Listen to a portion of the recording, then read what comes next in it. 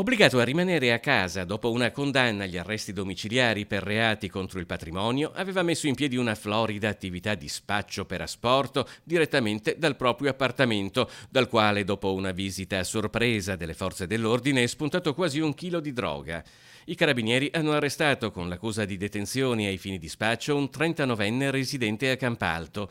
Durante la perquisizione domiciliare condotta in collaborazione con l'unità cinofila della polizia locale della città metropolitana di Venezia sono stati trovati 400 grammi di marijuana e 500 di hashish, rinvenuti assieme al materiale necessario al confezionamento delle dosi e soprattutto a 4.000 euro in contanti che secondo i carabinieri per un disoccupato non trovano alcuna giustificazione se non quella di una redditizia attività di spaccio.